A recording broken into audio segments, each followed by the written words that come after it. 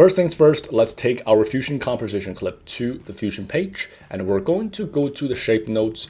And here we're going to primarily focus on the S Angon node. So let's bring that in, and let's bring in a S render node as well to render out the image. And we're going to go back to the S Angon node. So the size parameter is going to be the one that we will be using to create the shape morph. And you can create something simple like a triangle or a square, or you can create a circle if you have enough sides. So you have a lot of options here, and this is going to be a very handy thing for us to use later on. So for now, let's create an expression first. For the width parameter, let's set it equal to height. Let's bring down this shape a little bit here, and then we're going to keyframe X offset. We're going to move our shape to the left side of the screen, and let's move over by about half a second. And let's keyframe X offset again. Let's move it over to the center of the screen, and let's move over by another half a second. Let's keyframe X offset, but do nothing. Let's move over by another half a second, and then keyframe one more time and bring the shape to the right side of the screen.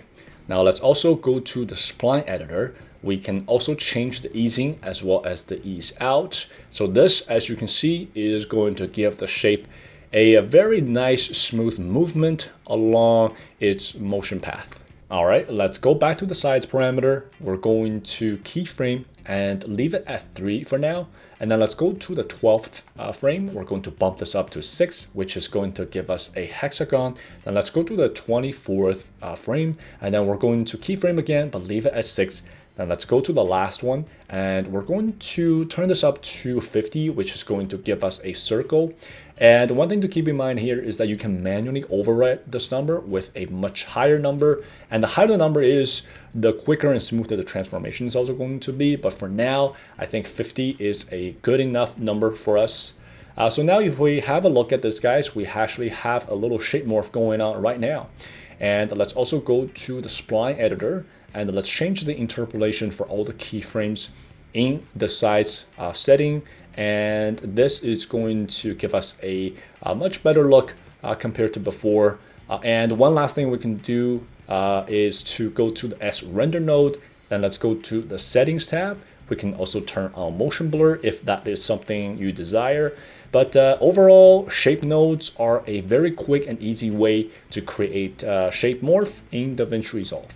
Another way to create shape morph is to use rectangle masking node. So the first thing we're going to do is to bring a background node, change the color, and then let's bring in a rectangle masking node connected to the background node. So by default, we have a rectangle, but we can easily change that to a square or a circle by manipulating parameters like width, height, and corner radius. So for now, let's just bring up the corner radius, setting all the way up to 1, and then let's bring down the width. So we want to create a circle basically at this point.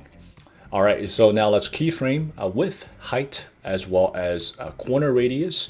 And then we're going to move to the 24th frame, which is about 1 second later. We're going to keyframe all these 3 settings again, and we're going to bring up the width parameter, and then bring down height, and then also bring down corner radius a little bit there. So if we look at this right now, guys, basically we have a shape form that goes from a circle to kind of a search bar. And we can also bring up spline editor, select all these 3 settings, change the interpolation, change the easing, ease out for all of them. And once that is done, if we look at the animation again, it's looking a lot better. So yeah, rectangle masking node is another quick and easy way to create shape morph. Lastly, let's look at the granddaddy of them all, polygon masking node. So first things first, let's bring a background node, and then let's bring a polygon masking node and then connect it to the background node. Now let's change the color of the background node to something that we like. Now going back to the polygon masking node, what we need to do right now is to basically create the shape on the screen.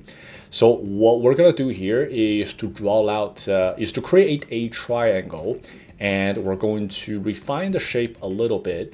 But in case you want to be very precise, what you can do is to create a reference. So in this case, we're gonna take advantage of the shape nodes that we just talked about earlier, and we're going to actually create a triangle using that, and then just layer it on top of the existing one. So in case you want to be very precise, but for now, we're not going to do that. So now let's go back to the polygon masking node.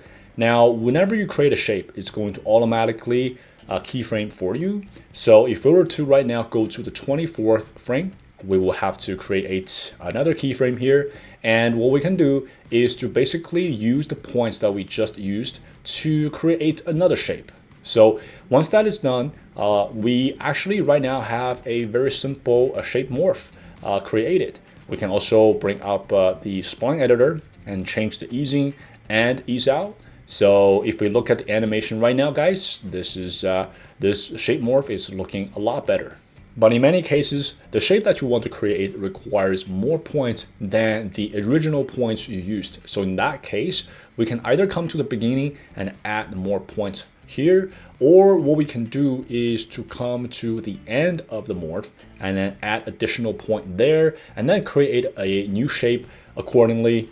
So now we have a shape morph that goes from a triangle to a square-ish shape.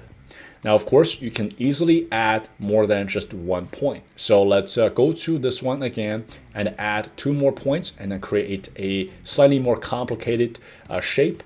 But one thing you're going to notice is that when we do this, whenever we make a change to the shape, it's going to automatically keyframe for us instead of us manually keyframing it, which can be great, but also troublesome because in this case, this is not where I want the keyframe to be. So what we will have to do right now is to revert and lose the keyframe at this frame here. And then let's go to the 24th frame. And then there we're going to basically do the same thing again. So now you guys can see that we have now a shape morph that goes from a triangle to a much more complicated shape. And that's the thing with polygon masking node is that you have so many options when it comes to the shape that you can create. Okay, so now let's remove all these changes. And one last thing I want to talk about here is that with polygon masking node, you have the ellipse to actually have a shape created for you by the system. So let's right click and in the menu, go to polygon and then go to create. We can either select ellipse or rectangle. So in this case, let's go ahead and just select ellipse. And then in the pop-up window, you can change the width as well as the height of the circle. But for now, we're just going to leave it at the default. So now you have a circle created for you by the system. So now let's go to the 24th frame. Let's go ahead and create our new shape here. So one thing you're going to notice right away is that all the points are not linear by default, but you can easily change that if that's something you want to do. So now the shape morph is going to go from a circle to another shape, and we can go to the spline editor, change the easing as well as the ease out to make it look much better. Also, another thing I want to bring up here is that, like we discussed earlier, you can easily add points to the shape. So we're going to add just a couple points here to the circle, and then at the very end you will see these 2 points show up, and we can now use these points to create another shape, a more complicated shape that requires more points. So now guys, this is pretty much it for the shape morph tutorial. I hope you enjoyed it, and as always, I will see you next time.